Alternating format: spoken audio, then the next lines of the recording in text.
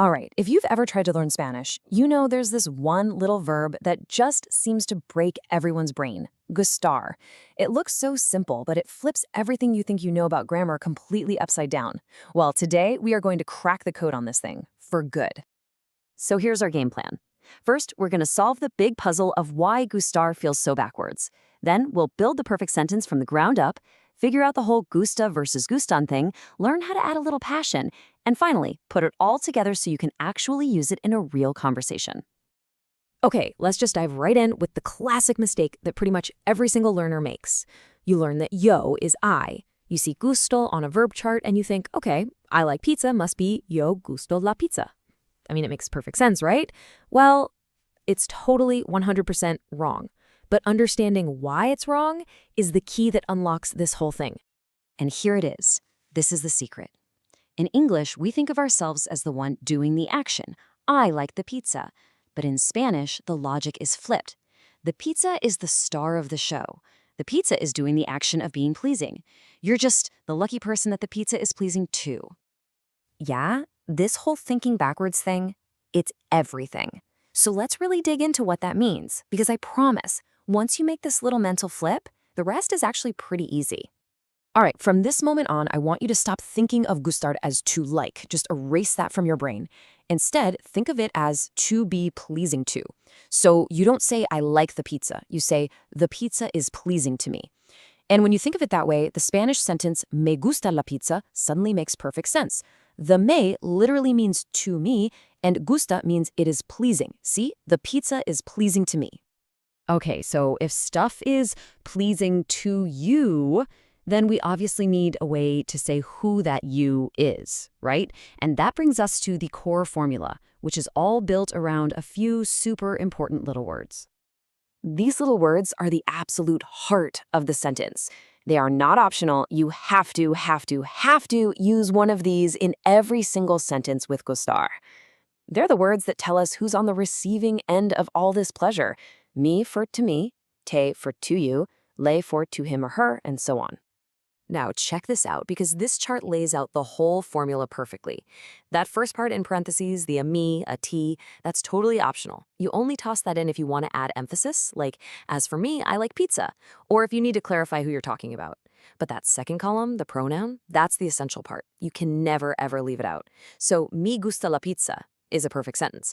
A mí me gusta la pizza is also perfect, just with extra oomph. But a mí gusta la pizza? Nope, wrong. You're missing that crucial me. And what if you don't like something? Oh, you're gonna love this. It is so simple. You just stick the word no right before that essential pronoun. That's it. So, me gusta la tarta becomes no me gusta la tarta. Done. Easy. All right, so we know who is being pleased, but now we gotta get the verb right. And this brings us to the next big question. Is it gusta or is it gustan? This right here is the golden rule. If you remember one thing, remember this. The verb could not care less about you. It doesn't matter if I like it or we like it or they like it. The verb only, and I mean only, cares about the thing that is doing the pleasing.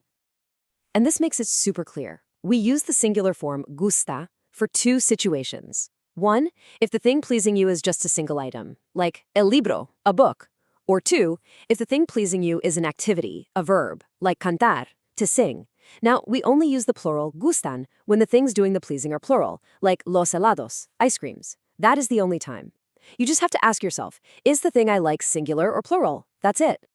Now, here's a little heads up on a common trap. Collective nouns. Take a word like la gente, which means people. In our English brains, that feels plural, right? But in Spanish grammar, la gente is a singular noun. And since the noun is singular, the verb has to be singular too. So it's always me gusta la gente, never gustan. So you've totally got the mechanics down now. But what if you want to say more than just I like it? You know, what if you want to add some feeling, some intensity? Let's talk about that. This part's a piece of cake. To show just how much something is pleasing you, you just add an adverb right after the verb. If you don't like it at all, you say no me gusta nada. If you like it a lot, it's me gusta mucho. And if you want to really dial it up to 11, you can say me gusta muchísimo. But right, for that absolute top-tier maximum level of liking, Spanish has a whole separate verb for that, encantar. And the best part? It works exactly like gustar. It just means to be enchanting to. You save this one for things you absolutely love. So me encanta viajar means traveling is enchanting to me. Or as we'd say, I love to travel. Now, here's a super important tip. If you want to sound like a pro, the verb encantar is already at full power. It's maxed out, so adding mucho to it is like saying, I really, really, really love it. It's just too much. So you never say me encanta mucho. Just me encanta is all the power you need. Okay, we have built all the pieces. We've got the formula. We know how to make the verb agree. We can even add passion. Now for the final step, actually using this in a conversation. Let's look at the super simple ways to agree and disagree. Honestly, this just boils down to 4 easy steps. First, you listen. Did the other person say they liked something or disliked it? Simple.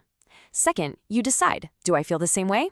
Third, based on that, you pick one of just 4 possible phrases. That's it, just 4. And finally, you say it with confidence. And this right here is your conversation cheat sheet. If someone says something positive, like, me gusta el chocolate, and you agree, you say, a mí también, me too. If you disagree, you say, a mí no, I don't. Now for the negative side. If they say, no me gusta el calor, I don't like the heat, and you agree, you say, a mí tampoco, me neither. But if you disagree and you actually do like the heat, you say, a mí sí, I do. Seriously, mastering these 4 little phrases is a total game changer for your conversations. So if we boil this entire thing down, it really just comes back to 2 simple, unbreakable rules. Number 1, you always, always, always have to use one of those pronouns. Me, te, le, nos, os, or les. And number 2, the verb, gusta or gustan, always matches the thing you like, never you. And there you have it. That is how you finally master gustar. See? It's not about memorizing a million rules. It's just about making one simple shift in how you think. So now there's only one thing left to do: practice. Go ahead and tell us in the comments, using everything you just learned, ¿qué te gusta?